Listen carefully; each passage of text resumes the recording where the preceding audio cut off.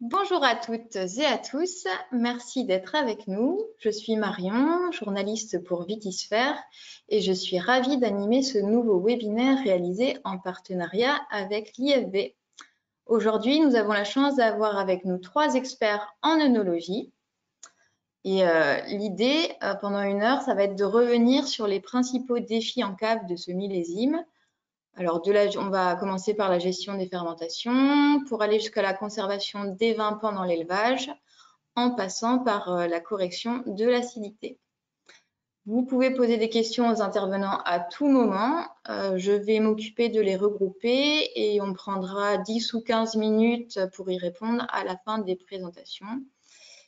Et on va essayer de vous libérer à 18 h. Pour ceux qui n'auraient jamais utilisé GoToWebinar, pour rappel, pour poser des questions, il faut que vous cliquiez sur la console à droite de l'écran et sur la flèche orange. Vous tapez votre texte et vous faites envoyer. Sachez également que je suis à votre disposition. Vous pouvez m'écrire si vous avez des problèmes de son ou d'image.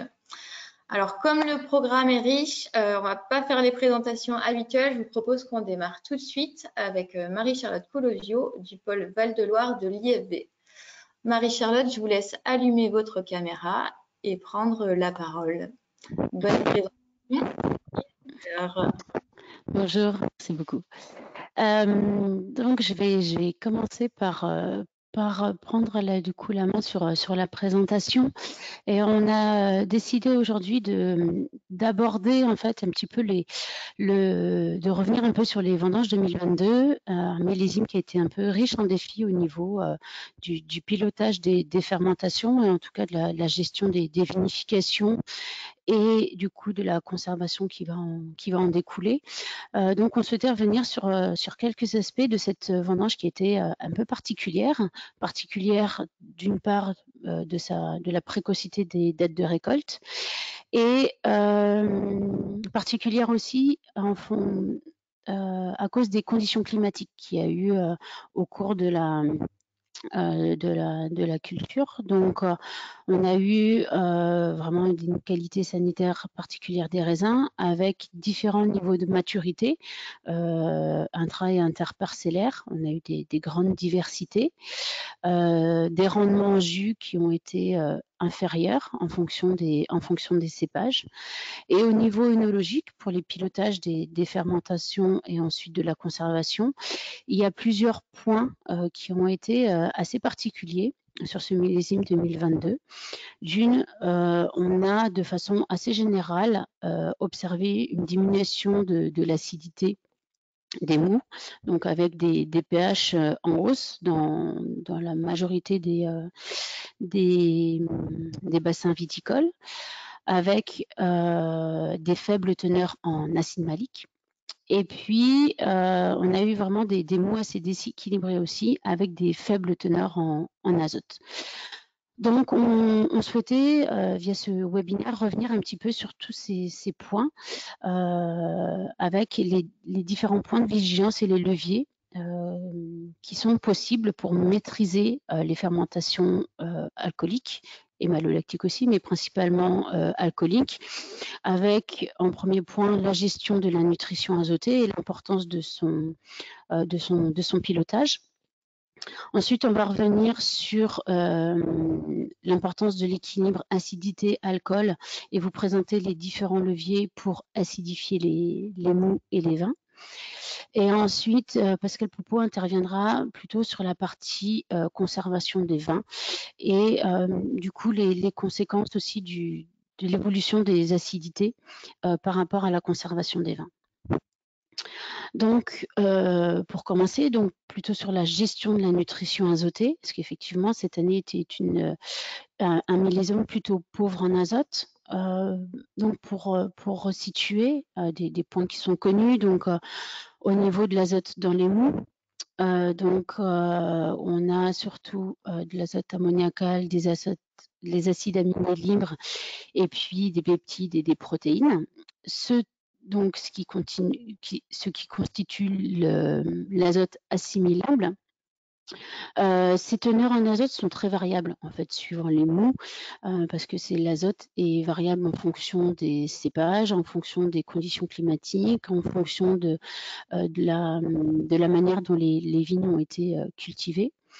Et cette année, voilà, ces teneurs, on s'est rendu compte qu'elles étaient souvent limitantes. Donc, en œnologie, souvent, on dit qu'on a des carences à partir des teneurs inférieures à 150 mg par litre d'azote dans les mous.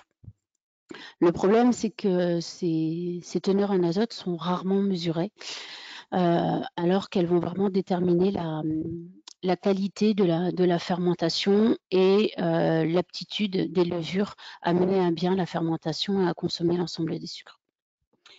Au niveau des levures, donc qui vont consommer le sucre pour la fermentation, elles ont des besoins assez importants en azote. Et donc cet azote peut être soit inorganique, donc souvent c'est l'azote ammoniacal, ou organique, représenté par les acides aminés, donc l'azote alpha-aminé.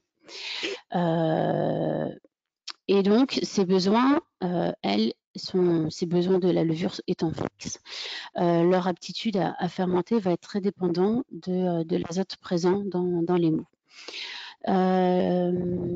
L'azote disponible pour les levures va avoir un grand impact en fait sur la qualité du vin fini. Si le vin est carencé et qu'il n'y a pas de correction, on peut avoir des problèmes pour mener à bien les fermentations. On s'aperçoit souvent quand il y a eu une mauvaise correction, c'est-à-dire qu'on n'a pas apporté assez d'azote ou qu'on l'a apporté au mauvais moment, il peut avoir des problèmes de fermentation languissante ou voire d'arrêt de fermentation. On peut aussi avoir un impact sur la formation des arômes fermentaires. Également, en cas de carence azotée, les levures peuvent aussi surproduire de l'H2S. Donc forcément avoir un impact sur la qualité du vin fini. Donc au niveau de ces levures, elles n'ont pas toutes les mêmes besoins en azote. Certaines souches vont être capables de fermenter des mous carencés jusqu'à une certaine limite forcément, et d'autres vont avoir beaucoup plus de mal. Donc des années comme cette année, sur des mous fortement carencés, il est préférable d'utiliser plutôt des souches qui ont des faibles besoins en azote. Et là, on le voit par exemple sur ce premier schéma-là, on a un mou qui va être carencé et là, on va avoir le dégagement en CO2, donc l'avancée de la fermentation, soit pour une souche là, qui a des forts besoins en azote, on va voir que le début de fermentation ne pose pas de problème, mais au cours de fermentation, le dégagement de CO2 est inférieur à la souche qui a de faibles besoins en azote. Donc on peut voir que pour un même mou, rien que le besoin en azote va être important pour l'avancée de la fermentation. Et en fait, c'est la différence qu'il va y avoir entre ces deux souches-là, c'est que le démarrage, souvent sur milieu carencé, ne pose pas forcément de problème. Donc là, on voit que ce soit pour une souche qui a des faibles ou forts besoins, donc les premiers temps de fermentation sont identiques. Par contre, une souche qui a des forts besoins, donc on va avoir un pic de fermentation, souvent avec beaucoup de production avec de la biomasse, et ensuite la vitesse de fermentation va tout de suite chuter et on va obtenir plutôt une fermentation languissante et peut-être même un arrêt. Alors que des souches qui ont des faibles besoins, on va avoir un Vmax, une vitesse de fermentation qui va plutôt se maintenir et qui va baisser régulièrement jusqu'à la fin de la fermentation, sans arrêt de fermentation. Donc c'est là où on a vraiment un impact de la souche de levure qui va faire la fermentation. Donc c'est pour ça que vous pouvez trouver dans le commerce des souches qui vont avoir des besoins en azote assez différents.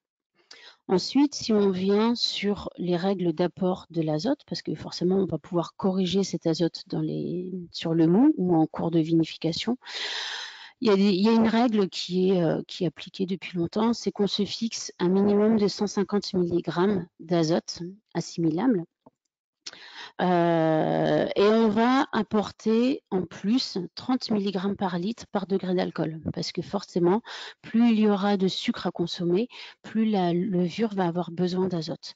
Donc là, c'est la règle qui permet de vraiment calculer, évaluer si vous êtes en carence et les doses d'azote assimilable que vous allez devoir ajouter pour assurer une bonne maîtrise de fermentation.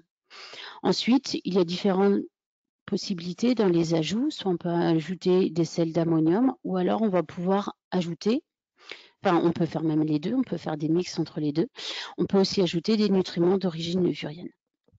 Et ensuite, le camp, soit en fonction des carences que vous allez avoir, on va pouvoir en ajouter sur mou et il est aussi surtout conseillé d'en apporter au tiers de la fermentation.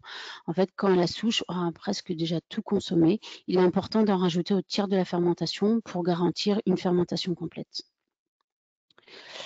Des travaux qui ont été réalisés il y a quelques temps en Occitanie, où on a comparé aux différents apports en nutriments.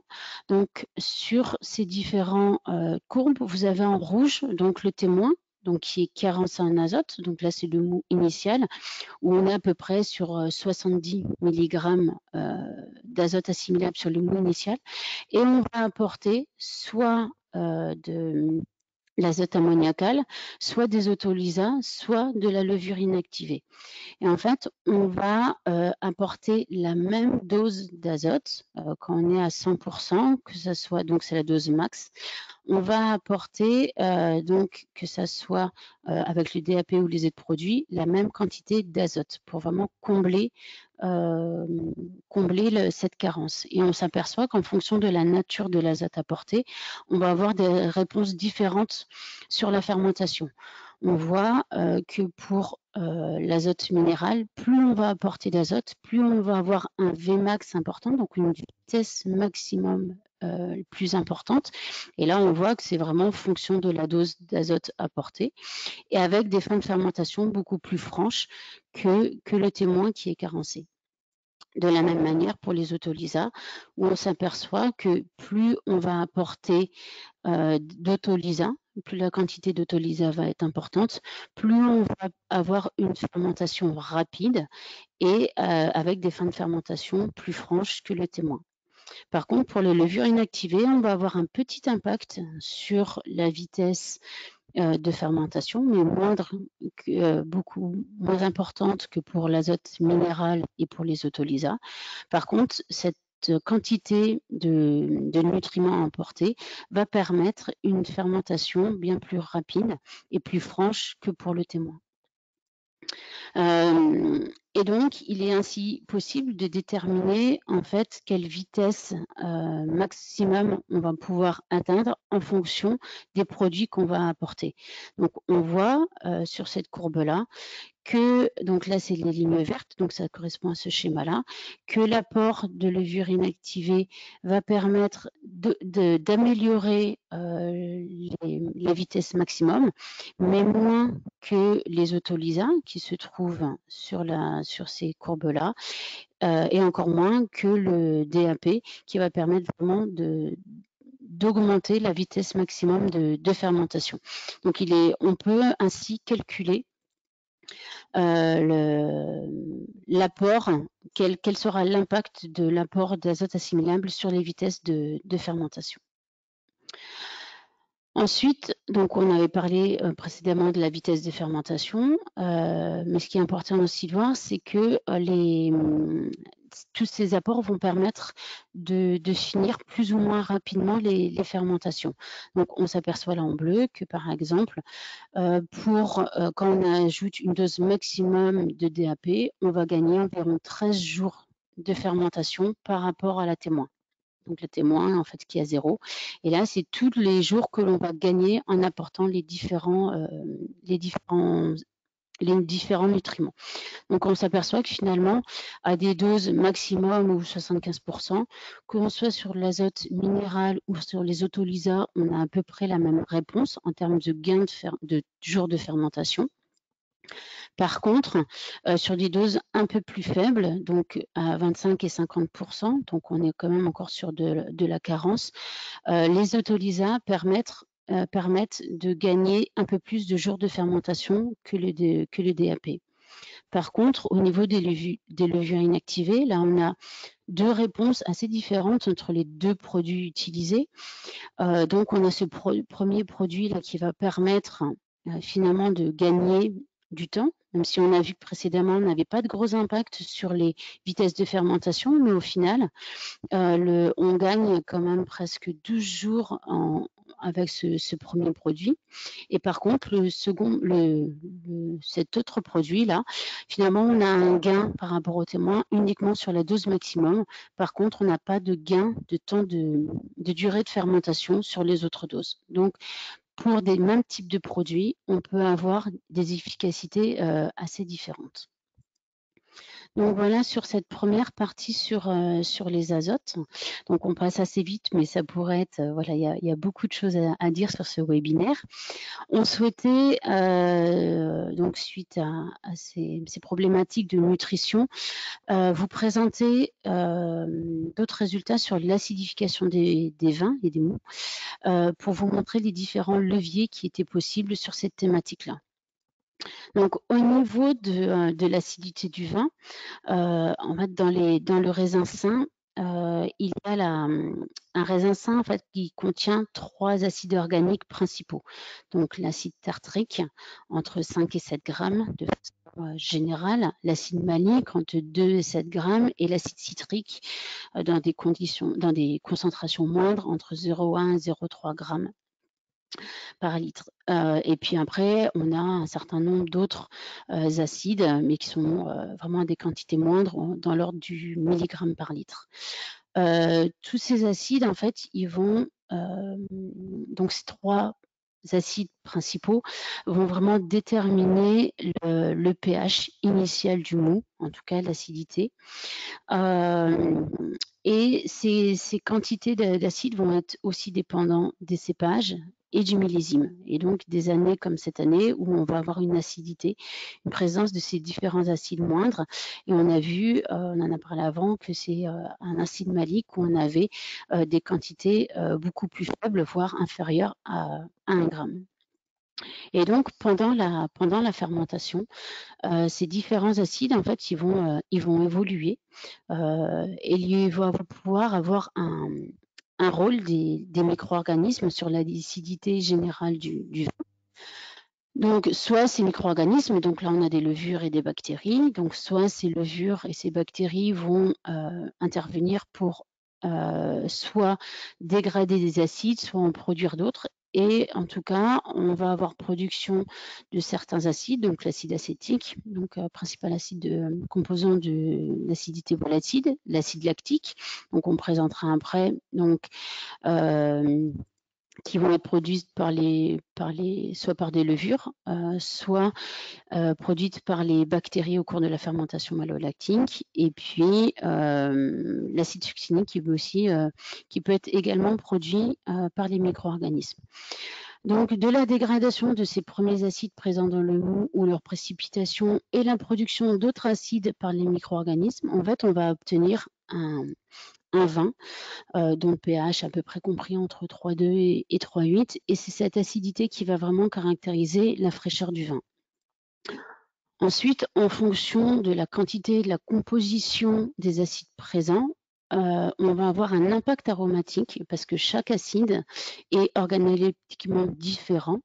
Donc, en fonction de leur concentration et de l'équilibre entre les différents acides, on va avoir des perceptions qui peuvent être différentes et importantes aussi pour l'équilibre aromatique du vin.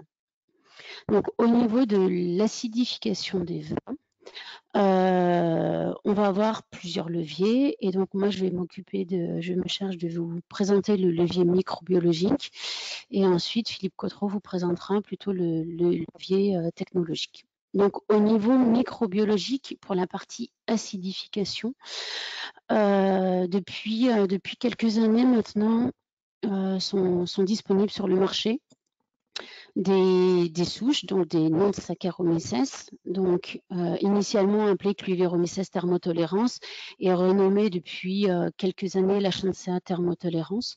Donc ce sont les principales souches d'acidification des vins. Donc ces souches en fait vont permettre, elles vont pouvoir consommer du sucre et grâce à leur activité lactate déshydrogénase, elles vont pouvoir dégrader le pyruvate et former du lactate dans le milieu. Donc c'est l'acide lactique. Et on va ainsi avoir production d'acide lactique à partir des sucres et ce qui permet aussi de renforcer aussi il va avoir un équilibre au niveau de l'acidité, c'est qu'elle va aussi consommer l'acide malique, mais moindre qu'une fermentation malolactique. Donc l'intérêt de ces souches-là, c'est qu'elles vont vraiment permettre d'apporter de l'acidité dans les vins. Donc vraiment, c'est de l'acide lactique, tout en évitant l'ajout d'autres intrants. Donc ça permet, là c'est vraiment une production naturelle par le micro-organisme. Donc ça va permettre de diminuer le pH, donc de diminuer la dose de SO2 qu'on va ensuite pouvoir utiliser pour la protection du vin. Et pour ceux qui ne souhaitent pas faire des fermentations malolactiques, ces souches sont intéressantes parce que comme elles vont produire de l'acide lactique, si elles produisent de l'acide lactique supérieur à peu près à 3 grammes par litre, ça va bloquer le déclenchement de la fermentation malolactique. Donc ça va, pour les vignerons qui souhaitent ne pas réaliser la fermentation malolactique, ça peut être un levier aussi pour éviter un déclenchement non souhaité de la fermentation malolactique. Donc là, quelques graphes pour vous montrer l'impact de cette production de lactique sur l'acidité des vins. Donc là, c'est des travaux qui avaient été faits. Donc on est sur un mot initial sur lequel on est autour de 3,7, 3,8 et on voit que sur des souches qui, quand on a une production inférieure à 2 grammes, on va avoir des pH autour de 3,7. Par contre, en fonction des souches et en fonction des conditions, on voit que l'acidification, la production d'acide lactique, elle est environ comprise entre 0 et 12 grammes. Donc forcément, l'impact sur l'acidité des vins va être très différente. Donc cette production différente d'acide lactique, elle est liée à la souche de levure que vous allez utiliser, les souches de Lachantia thermotolérance que vous allez utiliser, et en fonction des conditions d'utilisation. C'est-à-dire qu'en fonction du pH initial du vin, du mou, en fonction de la température de fermentation et d'autres paramètres, on va avoir des acidifications plus ou moins marquées. Et on voit que quand on a à peu près 12 grammes de lactique, on va diminuer d'environ quand même 0,5 le pH du vin. Donc là, on voit clairement l'acidité. Et ce que je vous disais, donc la production de l'acide lactique, elle est très variable en fonction des souches de levure que vous avez utilisées. Là, on voit très bien que dans un même essai, quand on a essayé différentes souches de levure de Lachantia, on a des productions qui vont entre 0,4 g de lactique jusqu'à presque 7 grammes. Donc, la souche de levure est très importante. Toutes les Cluveromyces thermotolérance n'en veulent pas forcément produire la même quantité d'acide lactique. Donc, c'est un levier assez important pour l'acidité des vins. Voilà sur la partie microbiologique et je vais laisser la parole du coup à Philippe Cotreau sur la partie traitement chimique et physique pour l'acidification des vins. Bonjour à tous. Donc oui, je vais vous parler de l'acidification des vins. Donc Marie-Charlotte. Merci. Voilà. Bon, un petit rappel réglementaire dans un premier temps, puisque ça vient de changer au niveau de la réglementation depuis fin 2021. Aujourd'hui, on peut acidifier les vins quelle que soit la région, quel que soit l'endroit. Au lieu d'avoir une séparation entre mou et vin, on a maintenant le droit de faire ces 4 grammes en même temps, donc jusqu'à 53,3 milli-équivalent par litre. Donc on peut le faire en une seule fois. Bon, c'est un peu idiot, mais on peut le faire en une seule fois. Bon, Par contre, ce qu'il y a aussi de nouveau, qui sera nouveau en décembre 2003, c'est que les régulateurs d'acidité, tous les acides, seront des additifs qu'il faudra indiquer sur l'étiquette. Bon, et il faut savoir aussi que pour les bio, l'acide lactique et tartrique sont autorisés, mais pas le malique, et les techniques électromembranaires et résines échangeuses de cations sont interdites. Alors, pour les traitements et les acides organiques, donc l'acide tartrique, c'est le plus couramment utilisé et il est d'origine vitivinicole, ce qui est un atout. Alors, ce qu'il faut savoir, c'est qu'il précipite au cours de la FA et même l'élevage des vins. Et c'est entraîne la précipitation du bitartrate de potassium qui fait baisser la concentration en potassium et qui joue directement sur le pH. Par contre, comme c'est dû à une précipitation, on a du mal à prédire le niveau d'acidification qu'on va obtenir. Mais par contre, c'est le seul acide organique qui fait baisser le pH vraiment significativement. L'acide malique, il est utilisé alors, de plus en plus à cause des changements climatiques, puisqu'il permet de rééquilibrer un vin en acide malique. Donc là, on peut utiliser de l'acide L malique ou du DL malique. La plupart du temps, on utilise le DL malique pour une simple et bonne raison, c'est qu'il est beaucoup moins cher. Mais par contre, ce qu'il faut savoir, c'est que seul l'acide L-malique est métabolisé par les bactéries lactiques, la malo, et donc ça veut dire que le D lactique restera dans le mou, non modifié par les bactéries lactiques. Donc ça veut dire aussi que le moment d'utilisation de l'acide malique est important. Si vous le faites avant la malo, pardon, si vous le faites après la malo, c'est un peu bête parce que vous redonnez de l'acide malique qui sera une source d'instabilité microbiologique. Marie-Charlotte, diapo. Merci. Voilà, l'acide lactique. Alors l'acide lactique, il est peu utilisé. Par contre, il a une forme intéressante, c'est une forme liquide. Donc c'est assez pratique d'utilisation. On dit que c'est un acide doux. C'est parce qu'il est assez rond en termes d'acidité, enfin, si on peut appeler ça de la rondeur pour de l'acidité. Par contre, on retrouve la totalité au dosage, donc ça peut poser un problème pour un vin qui, en principe, n'a pas fait sa malo. L'acheteur, lui, quand il va doser, il va trouver du lactique, il ne saura pas si c'est une malo ou si ça a été rajouté. Donc ça peut poser un petit problème. Et une deuxième chose, c'est que l'acide lactique a un effet antibactérien et il peut être un inhibiteur de la FML. Alors ça dépendra, ça peut être un avantage ou un inconvénient.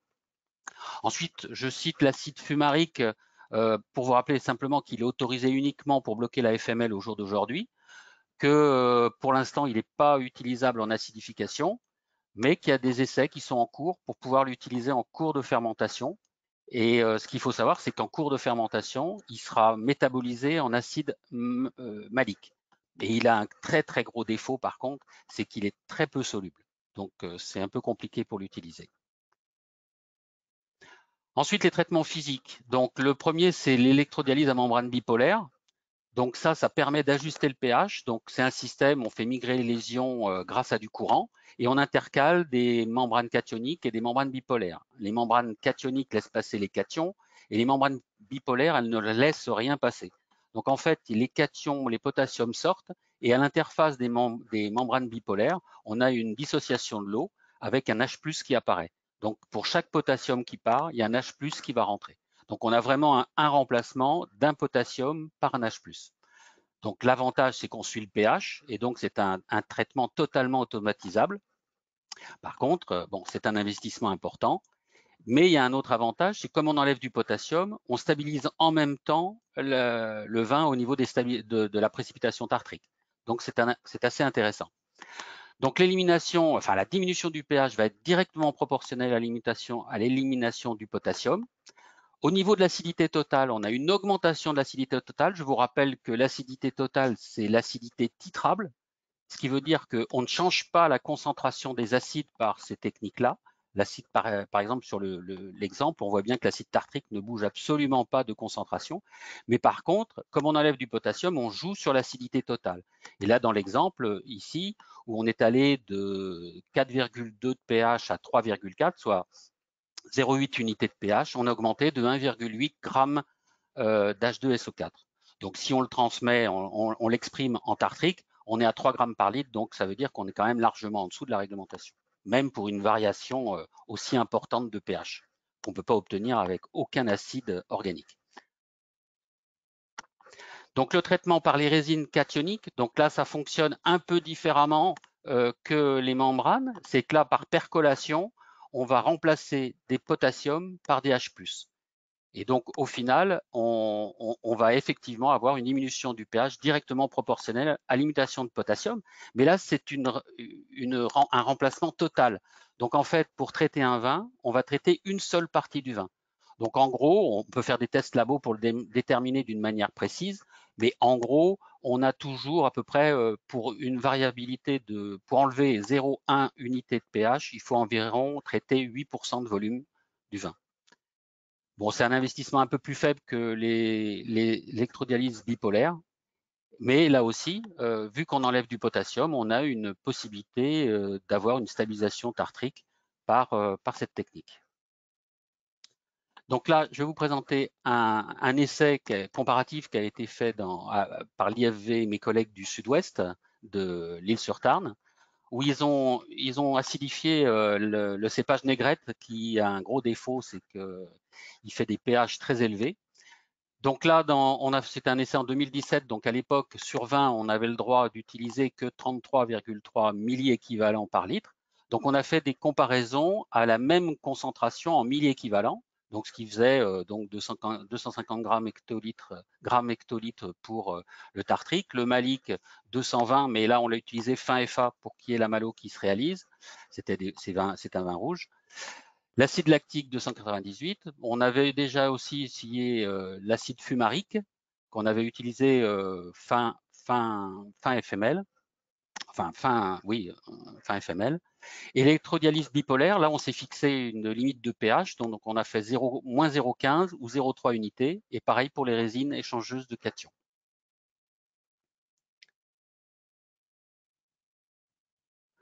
Donc l'effet sur le pH, donc là, ce qui est intéressant, c'est qu'on voit bien que le seul acide organique qui a un effet sur le pH, alors vous avez à gauche les concentrations, enfin la valeur de pH, et à droite les variations. Donc le seul acide organique qui a vraiment un impact sur le pH, c'est l'acide tartrique, grâce à sa précipitation du butartrate de potassium. Et évidemment, les techniques physiques, puisque là, on travaille en fonction du pH, on obtient les pH cibles. Donc c'est tout à fait, ça marche à tous les coups. Donc là, on peut remarquer que il se trouve, c'est comme ça, que l'ajout de nos 33 milliéquivalents d'acide tartrique nous a fait une variation relativement proche de l'électrodialyse et des résines à moins 0,15 de pH. Au niveau de l'acidité totale, par contre, donc là, on voit que les choses sont plus compliquées, c'est-à-dire qu'on a une augmentation par rapport aux témoins qui est vrai pour tous les acides organiques, mais un peu plus pour l'acide malique et lactique. Et il est aussi plus fort pour les techniques physiques parce qu'on mesure l'acidité totale. Hein. Je vous rappelle, l'acidité totale, ce n'est pas la somme des acides, hein, c'est l'acidité titrable. Et donc pour les méthodes physiques, l'augmentation d'acidité est vraiment directement liée au pH visé. Au niveau des acides proprement dit, l'acide tartrique, si on traite suffisamment tôt avant les précipitations tartriques par les techniques physiques, comme on va enlever du potassium, ils vont moins précipiter après. Donc ça va permettre de garder un peu plus d'acide tartrique. Donc là, il se trouve que le traitement qui a été fait avec l'électrodialyse, ça a été fait avant que ça précipite, alors qu'avec les résines, ça a été fait après que ça précipite. Donc c'est pour ça qu'on en a moins gardé sur les résines. Mais la théorie, c'est que comme on enlève du potassium, on stabilise au niveau tartrique. Donc là, ça marque bien les différences par rapport aux techniques additives d'ajout d'acide organique. Au niveau des dosages d'acide lactique, donc là, évidemment, quand on rajoute de l'acide lactique, on le retrouve intégralement. Quand on rajoute de l'acide malique, alors il faut s'en méfier parce qu'on retrouve de l'acide malique en plus, mais il y a une partie, le L, puisqu'on a utilisé du racémique, c'est-à-dire du DL, la partie L a été transformée en lactique. C'est pour ça qu'on se retrouve avec, sur l'ajout de malique, avec plus de lactique au final, par rapport aux témoins. Et par contre, pour l'électrodialyse et les résines, évidemment, ça ne change pas par rapport aux témoins. Donc l'acide malique, faut pas oublier que si vous le dosez avec une technique type IRTF, vous dosez tous les acides. Par contre, si vous faites une analyse type enzymatique, actuellement, on ne dose que le L. Donc, vous pouvez avoir un résultat qui vous dit que vous n'avez plus d'acide malique, alors qu'en fait, tout le D est toujours présent. Donc, il faut quand même en tenir compte. Et pour ce qui est de l'acide fumarique, là, il se trouve dans cet essai, il devait y avoir encore suffisamment de levure qui n'était pas encore morte.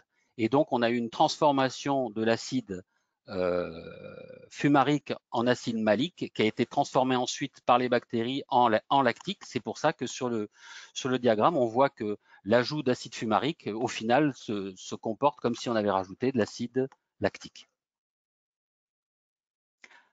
Au niveau du potassium, donc là, on voit que en fait, les seuls qui fonctionnent, c'est donc les techniques physiques où là, c'est le but d'enlever du potassium, et l'ajout d'acide tartrique où en fait, on fait de l'échange d'ions d'une certaine manière, on précipite le potassium avec de l'acide tartrique, et donc on voit que directement les variations de pH, c'est vraiment lié à l'élimination de potassium qu'on a réalisée.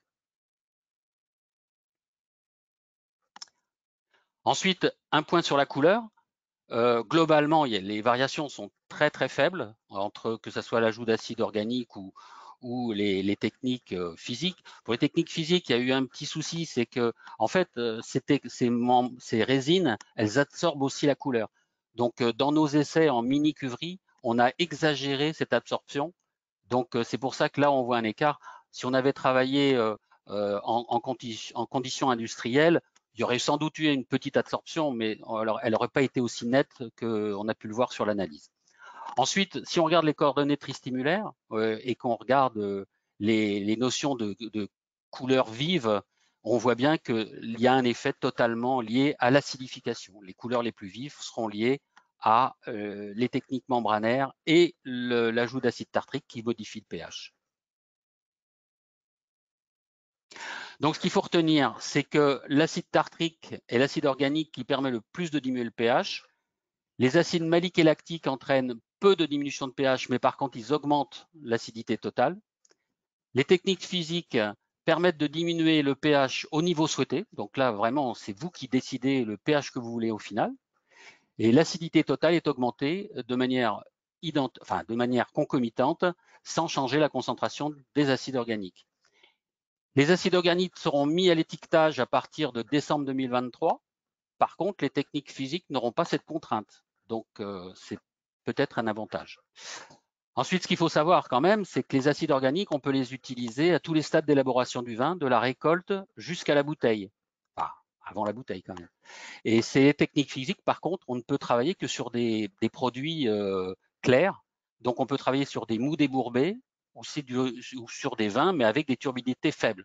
Donc, ça veut dire que l'utilisation sur mou, c'est un peu compliqué parce qu'il y a la durée de traitement, la disponibilité des mous, la stabilité des mous.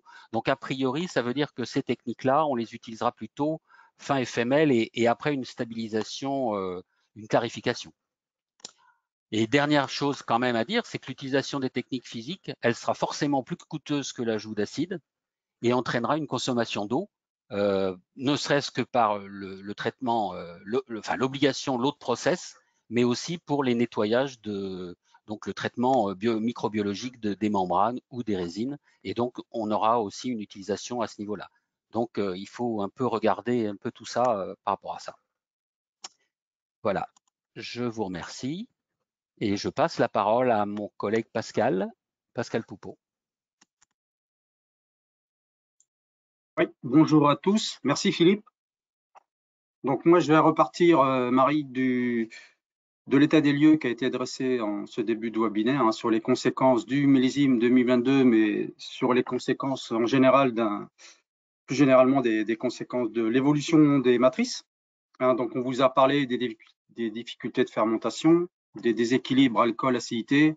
Moi, je vais rajouter pour la partie qui me concerne et par rapport à la présentation que je vais faire, tout ce qui concerne l'évolution prématurée, l'évolution plus rapide des vins, liée à la présence d'oxygène et l'efficacité moindre des sulfites qui entraînent une instabilité microbienne potentielle et une instabilité physico-chimique des vins. Voilà, donc les effets directs par rapport à ça, c'est la présence de micro-organismes plus importants sur le raisin et donc le risque d'altération microbienne plus important. Et d'autre part, la protection en post-fermentaire des vins qui devient problématique par rapport à ces phénomènes d'oxydation ou d'évolution aromatique. On peut noter quelques facteurs aggravants au niveau des pratiques œnologiques, l'utilisation de lits, l'utilisation de moins en moins de sulfite et de moins en moins de filtration. C'est un peu en contradictoire par rapport à ce qu'on vous a dit tout à l'heure.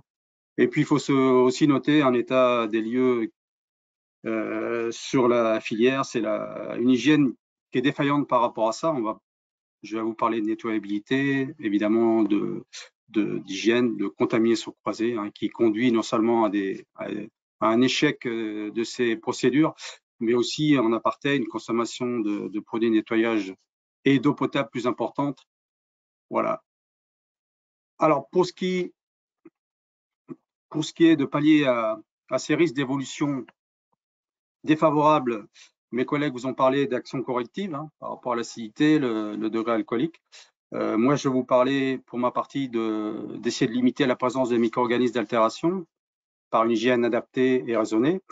Et on va parler aussi beaucoup des paramètres de conservation du vin liés à ces risques un petit peu plus importants d'évolution. Et puis, on parlera de suivi régulièrement, parce que c'est quelque chose d'important en préventif. Alors, si le pH et la moindre protection du SO2 libre sont responsables d'une grande partie des instabilités microbiennes, on le retrouve effectivement sur le terrain avec une recrudescence des gouttes de souris, par exemple, de la présence des diacétyles ou de piqûres lactiques, qui s'ajoutent au phénomène de phénol volatile, de maladie de la fleur ou autres refermentations qu'on rencontre malheureusement régulièrement avec ce type de millésime. Vous avez ici un aperçu des altérations liées à la présence de cette biodiversité importante en bactéries lactiques. On pourrait faire la même chose pour les levures. Alors, tous ces micro-organismes, on va les retrouver sur toutes les surfaces en contact avec le vin en particulier, grâce à leur pouvoir d'adhésion. C'est quelque chose qu'on a découvert il y a une petite dizaine d'années. Ces phénomènes d'adhésion sont des phénomènes chimiques qui sont permis parce qu'il y a un milieu de transport, en l'occurrence le mou, le vin, l'eau, les effluents. Il y a des supports. On a dans la filière une multitude de supports différents.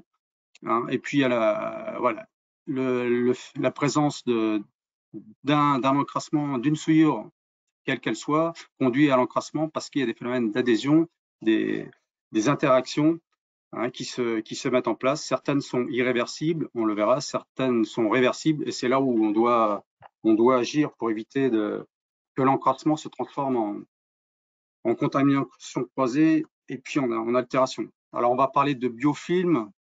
On parle de biofilm quand on parle de bioadhésion en 3 dimensions. La plupart du temps, c'est de la 2 dimensions, comme on appelle. Voilà, le niveau le plus élevé de la bioadhésion, c'est le biofilm. Vous avez sûrement entendu parler. Alors, la bioadhésion est à l'origine des contaminations croisées, se fait aussi bien en statique ou en dynamique. Le temps, la température, la nature des surfaces et des micro-organismes sont les principaux paramètres pour cette bioadhésion. Vous voyez sur la photo du microscope confocal un petit peu l'importance de la nature du micro-organisme sur la façon dont elle va adhérer.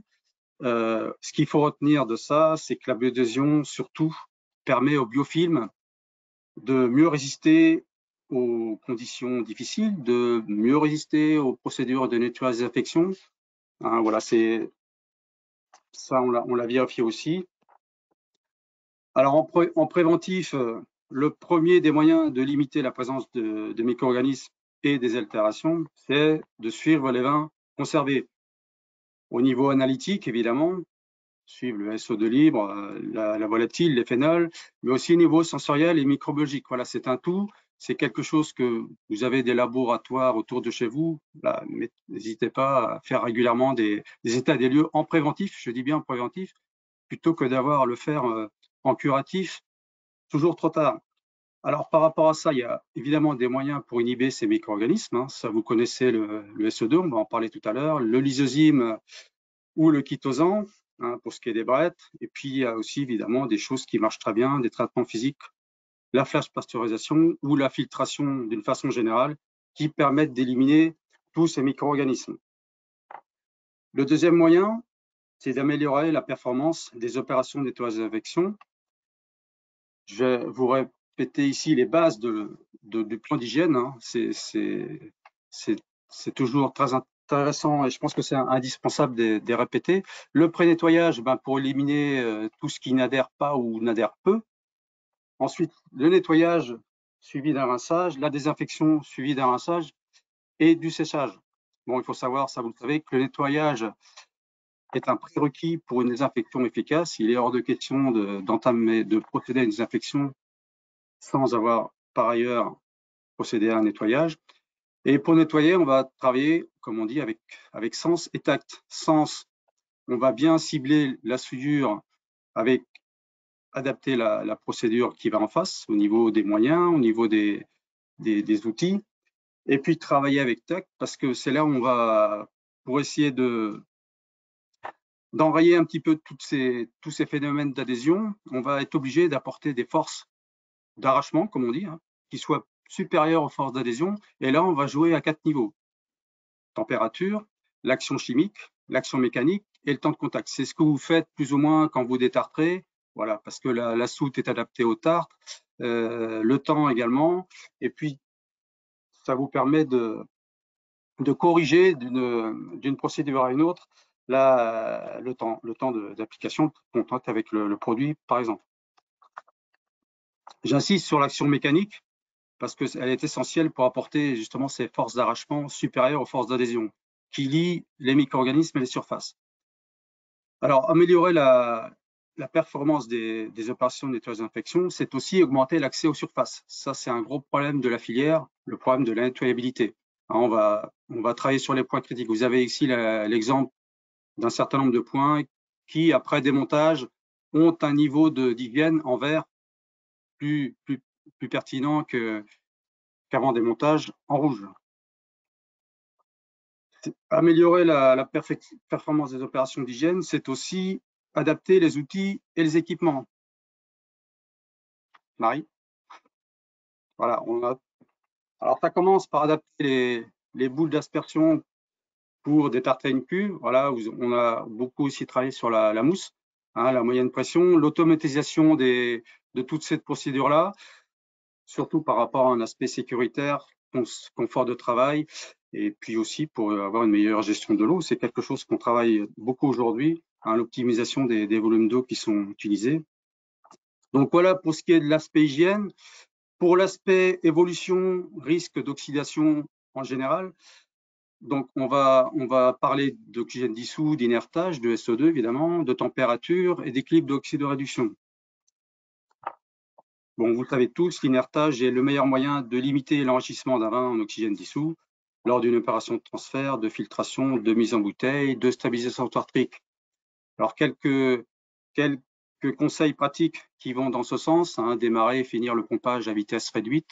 Hein, c'est le début du pompage, c'est les moments les plus critiques par rapport à l'enrichissement en oxygène. Limiter la longueur des tuyaux, inerter les tuyaux, inerter entièrement la cuve de réception, quand c'est possible évidemment, remplir la cuve par le bas, éviter tout effet Venturi pour éviter l'enrichissement en oxygène dissous.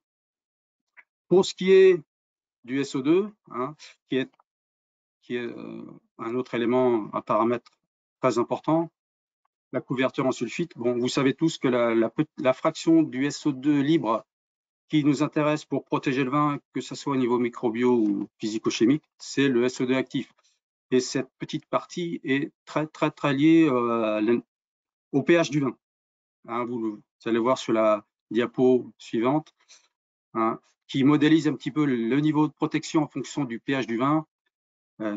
Voilà, en fonction, vous avez à gauche le pH d'un vin à 3,2. Vous voyez qu'il faut entre 11 et 18 mg de SO2 libre pour avoir une protection maximale. Quand vous passez avec un pH de 3,9, là on monte entre 50 et 86 mg de SO2 libre. hein, sur le vin. Donc, ce qui paraît aujourd'hui, bon, c'est pas envisageable de mettre 86 mg de SO2 libre dans un vin rouge ou dans un vin blanc. Donc voilà. Donc on va, avec le temps, on va être obligé de trouver des alternatives, hein, parce que le SO2 à moyen ou long terme sera presque plus assez efficace pour couvrir, pour protéger le vin. Alors quelques précisions. Ouais, il faut savoir que la présence d'oxygène dissous affecte la quantité de SO2 libre, hein, ça vous le savez. 1 mg par litre d'oxygène dissous consomme ou oxyde jusqu'à 4 mg de SO2 libre. Donc au vu des pratiques actuelles, le suivi d'oxygène dissous d'une part et l'ajout de SO2 libre d'autre part est essentiel pour maintenir une stabilité physico-chimique et microbio des vins. Un petit point sur la présence de CO2 dissous dans le vin. C'est un bon allié, on peut dire, hein, pour protéger contre l'oxydation ou l'évolution oxydative. La présence d'une forte teneur en CO2 retarde l'évolution de la couleur jaune. Je dis retarde seulement parce qu'elle ne va pas l'empêcher, mais son action est limitée dans le temps. Alors, la seule alternative, c'est d'apporter régulièrement du CO2 dans la cuve de vin. Voilà. La température joue également un rôle très important sur la consommation de l'oxygène dissous, hein, à l'origine des problèmes d'évolution. Un vin saturé en oxygène dissous, alors quand je dis saturé, c'est de l'ordre de 8 à 9 mg d'oxygène dissous par litre. Il va le consommer en 25 jours s'il est à 13 degrés, en 3 jours s'il est à 30 degrés. Voilà. Vous avez aussi l'incidence sur le graphique de droite, hein, de la température sur l'évolution de la couleur jaune du vin, hein, qui retranscrit assez bien l'évolution oxydative du vin. Voilà, température, élément essentiel pour conserver les vins dans de façon la plus stable. Alors, à défaut de maîtriser l'oxygène dissous pour limiter l'évolution du vin, la température, élément essentiel, vous le voyez aussi ici. Alors, je dirais même plus que la température, c'est surtout les écarts de température sur la période de stockage qu'il faut éviter. Voilà, on a fait un petit tour pour la partie conservation. À retenir, l'intérêt de maintenir les vins à une température fraîche et stable pour réduire l'ampleur des phénomènes d'oxydation. Hein, ce que je vous disais à l'instant, c'est les cycles de refroidissement-réchauffement qui favorisent les cycles de dissolution-consommation d'oxygène. C'est ça c'est ça qu'il faut absolument éviter. Les conditions thermiques stables ne suffisent pas à compenser totalement les évolutions liées à la couverture en SO2 libre, qui devient de plus en plus insuffisante. Hein, le facteur SO2 libre apparaît comme l'élément déterminant pour réduire l'évolution, mais on va devoir se pencher sur la question à moyen ou long terme quand on voit la quantité de SO2 libre théoriquement qu'il faudrait pour stabiliser certains vins. Pour les vins amenés à bouger, le maintien d'un niveau élevé de SO2 est recommandé pour réduire la vitesse de dissolution de l'oxygène et le jaunissement, on vient de le voir. Et puis, s'il y a quelque chose à retenir, c'est voilà, en préventif, c'est suivez vos vins au niveau microbio, au niveau physico-chimique, hein, au niveau de l'évolution en oxygène dissous. Ça veut dire qu'il faut faire des mesures d'oxygène dissous, qu'il faut faire quelques contrôles régulièrement microbiologiques des vins pour anticiper une éventuelle évolution oxydative ou microbiologique. Voilà, merci. Marion, je te redonne la parole pour d'éventuelles questions. D'éventuelles questions, oui, il y en a. Merci beaucoup Pascal, merci Philippe et Marie-Charlotte. Il nous reste 5 minutes, donc on va prendre 3 ou 4 questions.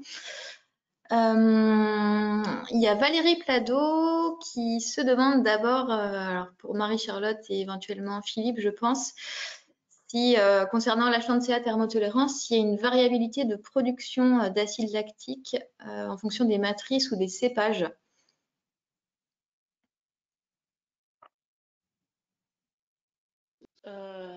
Alors, en fonction des cépages, je ne sais pas, mais en tout cas, en fonction des matrices, on sait, et à force de tester ces petites levures, on commence à voir que, en fait, donc c'est très souche dépendant. déjà. Et ensuite, le pH initial du mou va avoir une influence sur la quantité d'acide lactique produit. Souvent, plus l'acidité du mou est importante, plus la production va être faible. On sait aussi que la nutrition azotée va pouvoir jouer.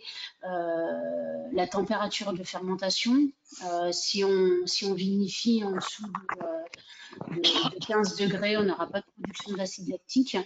Donc voilà, il y a un certain nombre de paramètres qui vont jouer sur cette production. Et il y a certainement encore d'autres paramètres qui jouent sur cette production. Donc c'est un petit peu compliqué de prédire à l'avance la quantité d'acide lactique qui va être produit en cours de fermentation. D'accord. Je ne sais pas, Philippe, si tu veux compléter ou si c'est bon. Non, j'ai rien à dire de plus. Elle s'y connaît plus en la CA que moi. Parfait. Dans ce cas-là, on va passer à la question de Patricia Stefanovic qui demande tout simplement pourquoi les pH sont si élevés cette année.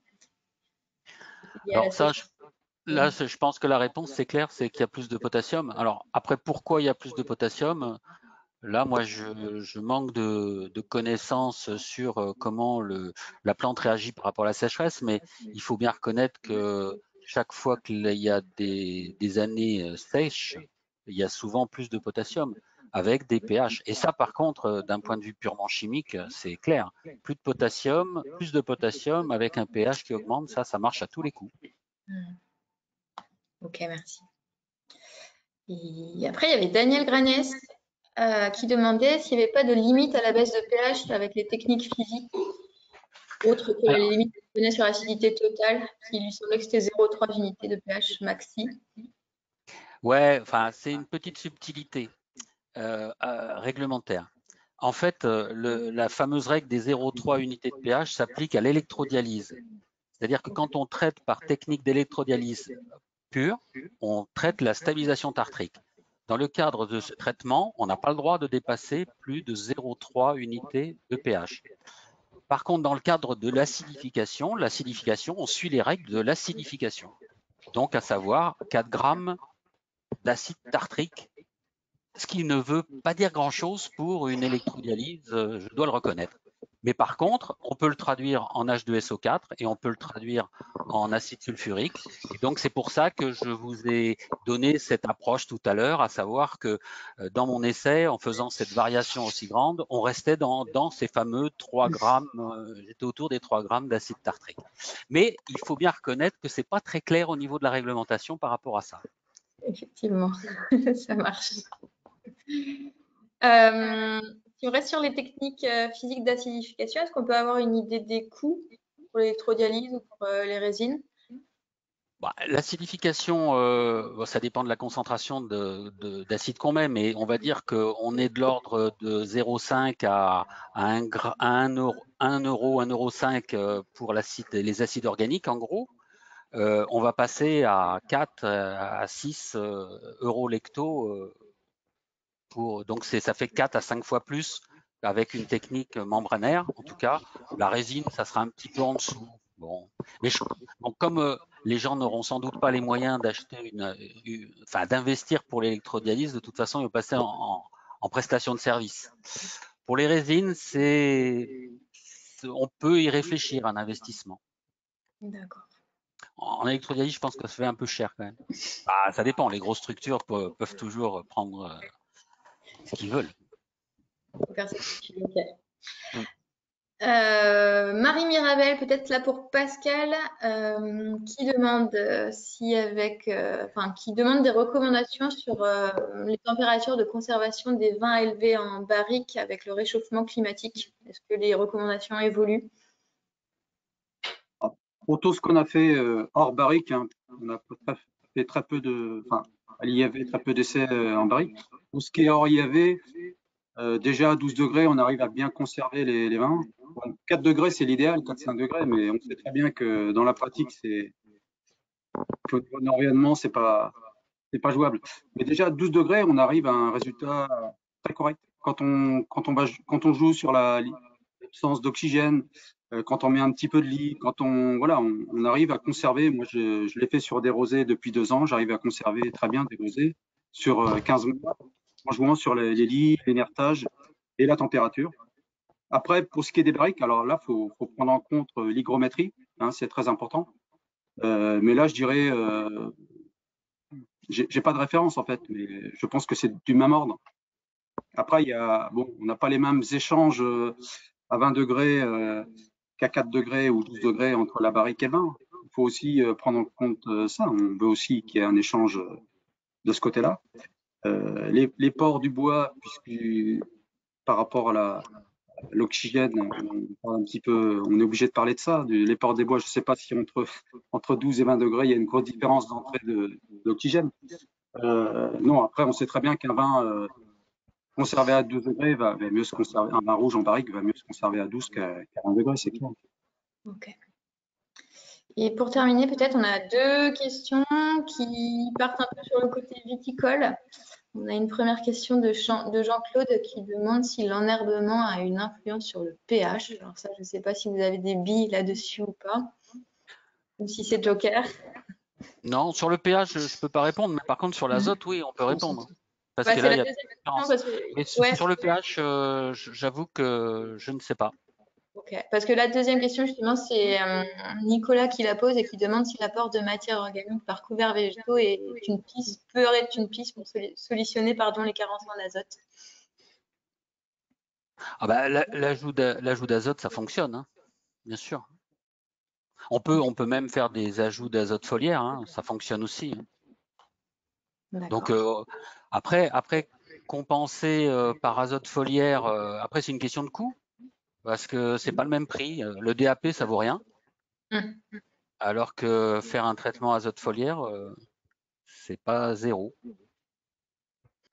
Voilà, c'est plus par rapport à ça. Mais sinon, l'azote foliaire peut être plus intéressant parce qu'on a de l'azote aminé, alpha-aminé en plus. Donc, on a quand même une richesse aromatique derrière qui peut être meilleure que de l'ajout d'azote minéral. Mais bon, faut faire la part des choses entre ce que ça coûte, ce qu'on obtient et la différence, quoi. C'est pas toujours simple. Très bien. Merci beaucoup. Je vois qu'il est 18h02, alors on va s'arrêter là parce que j'avais promis de vous libérer à 18h. Merci à tous les 3. Merci à tous d'avoir suivi ce webinaire. J'espère qu'il aura enrichi vos connaissances. Si jamais vous avez des remarques, n'hésitez vraiment pas à nous envoyer un petit mail ou même si vous avez d'autres questions, envoyez-nous un mail à rédaction@vitisphère.com et je retransmettrai à Marie-Charlotte, Philippe ou Pascal le cas échéant. Je voulais également vous dire, avant de vous saluer, que le webinaire sera à nouveau disponible en replay, à la fois sur le site de Vitisphère et de l'IFV dans le courant de la semaine. Et vous recevrez également un mail pour le revisionner ou le partager à des collègues. Voilà, encore un grand merci à tous. Je vous souhaite une belle fin de journée. Et puis, à très bientôt pour le prochain webinaire technique. Merci beaucoup. Merci bien. Au revoir. Au revoir. Bonsoir.